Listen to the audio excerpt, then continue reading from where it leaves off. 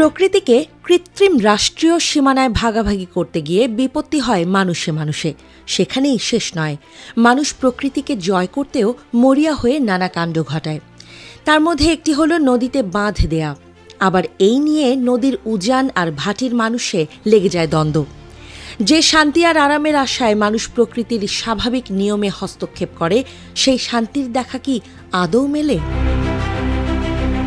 চীনের তিব্বতের ইয়ারলুং জাংবো নদ ভাটিতে ভারত বাংলাদেশে এসে ব্রহ্মপুত্র নামে পরিচিতি পেয়েছে। 3টি দেশের ভূমিতে প্রবাহিত এই জলধারার ওপর বাঁধ নির্মাণের প্ল্যান করছে চীন। এমন খবরে ভারত উদ্বিগ্ন।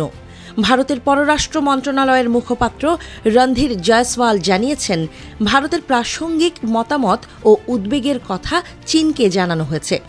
অভিন্ন নদীর ক্ষেত্রে ভাটির দেশের অধিকারের কথা মনে করিয়ে দিয়ে তিনি বলেছেন, রাজনৈতিক ও বিশেষজ্ঞ পর্যায়ে সেই অধিকারের কথা বারবার জানানো হয়েছে। সেসব অধিকার ও স্বার্থের বিষয়ে ভারতের পর্যবেক্ষণ জারি আছে। ভারত সরকার সেই মতো প্রয়োজনীয় পদক্ষেপও গ্রহণ করবে বলে জয়সওয়াল জানিয়েছেন। নিশ্চিতভাবেই বাঁধটি ভাটির দেশ ভারত ও বাংলাদেশের নদীতে পানির প্রবাহে প্রভাব ফেলবে।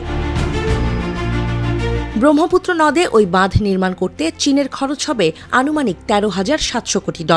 দেশটির আলোচিত 3 গর্জেস বাঁধের চেয়েও এই বাঁধ বড় হবে, তাও একটু আধটু বড় নয়। পৃথিবীর সবচেয়ে বড় বাঁধ তৈরির পথে হাঁটছে চীন। এই নিয়ে ভারতের পররাষ্ট্র মন্ত্রণালয়ের মুখপাত্র বলেছেন, এ ধরনের প্রকল্প গ্রহণের আগে ভাটির দেশের সঙ্গে আলোচনা করা জরুরি। কিন্তু ভারতের কোনো ধরনের আপত্তি চীন কি কানে তোলে? 2020 সালের সংঘাতের পর পূর্ব লাদাখে লাইন অব অ্যাকচুয়াল কন্ট্রোল বরাবর স্থিতাবস্থা বজায় রাখতে ভারতের দাবি চীন আজ পর্যন্ত পুরোপুরি মেনে নেয়নি। তাহলে ভারতের কথায় চীন কি বাঁধ তৈরির সিদ্ধান্ত বদলাবে? এমন সম্ভাবনা কি আদৌ আছে? ব্রহ্মপুত্রে জলবিদ্যুৎ প্রকল্প বা এ ধরনের বড় বাঁধ নির্মাণে চীনের উদ্যোগকে ঘিরে ভাটির দেশ বাংলাদেশ ও ভারতের যৌথ প্রচেষ্টার কোনো ইঙ্গিত অতীতে বা বর্তমানে চোখে পড়ছে না। তবে সংবাদ মাধ্যমে এই ইস্যুতে লেখালেখি হচ্ছে। সম্প্রতি লাদাখের কিছু এলাকা নিয়ে চীন 2টি নতুন কাউন্টি বা প্রশাসনিক অঞ্চল প্রতিষ্ঠা করেছে বলে ভারতের অভিযোগ।